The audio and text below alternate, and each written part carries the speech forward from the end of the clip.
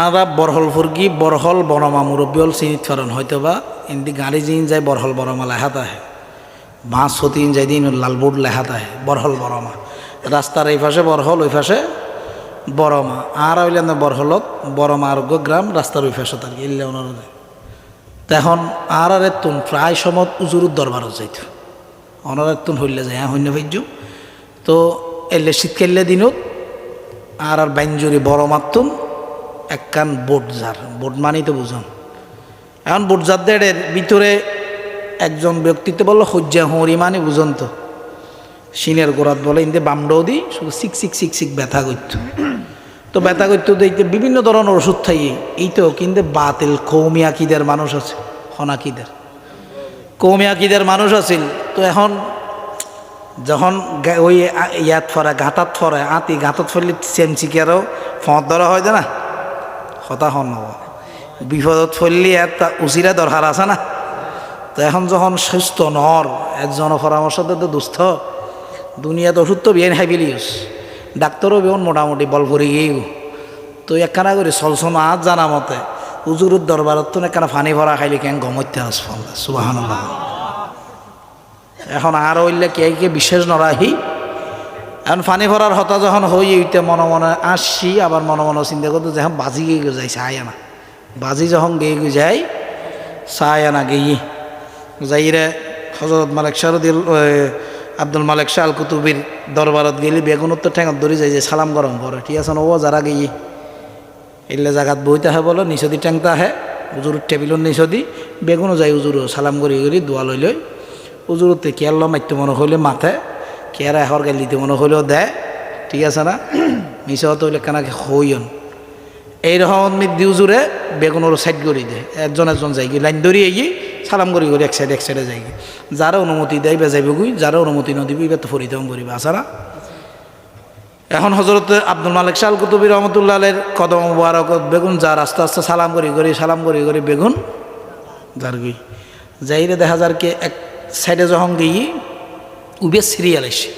বেগুনও সালাম গাওয়া দেয় ওই তারা তো কুতকুতি আছে তো হয়তো সালাম গাওয়া দেয় হয়তো শিরিক করি ফেলা শিরিকুর ডর নাই এখন শিরিকওয়ালা যখন ডত গিয়ে উজুরও বলার মানে ডান ট্যাং এনকো লাথি মের গিয়ে রে ইতে বলে একবার দূরে যাবে গিয়ে এলে উইতর দে এলে সিনে বেড়ে লাথি মারলি তো লাথি বেকানা বেকসা নাও পরে ই দেখবো বহুত দূরে যাই রে ফের গিয়ে বলো বেগুন তত্তর হাঁ ফেরে তুজুর তো ডাক দিলে বেগুন হাইপতু বেগুন কি হাঁপানি শুরু ওই এখন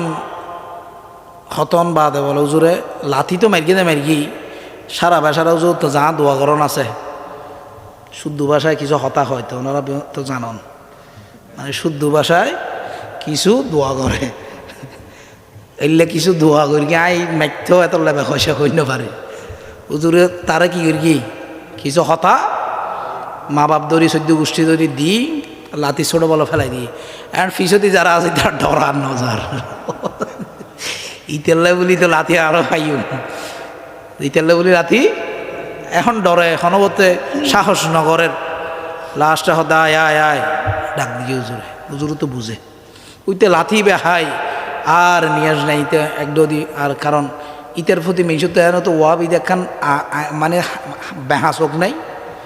এন হয়তো তুই এটা কি লেসু জনগণে এলে বহুতকে মরমন হন না ইতে তো সরম নার না এতে তো সরম লাগানোর পরে হয়তো ইতে সাইডে গিয়ে ইতে রায় দোয়া দালুদ গরি বেগি সসম মানে যাই যার মতো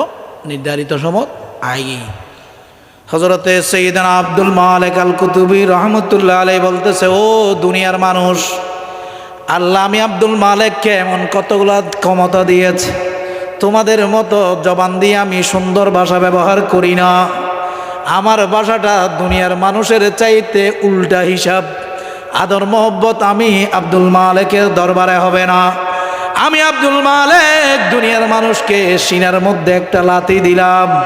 ও দুনিয়ার মানুষ জেনে নাও এ বড়মার অধিবাসী বলতেছে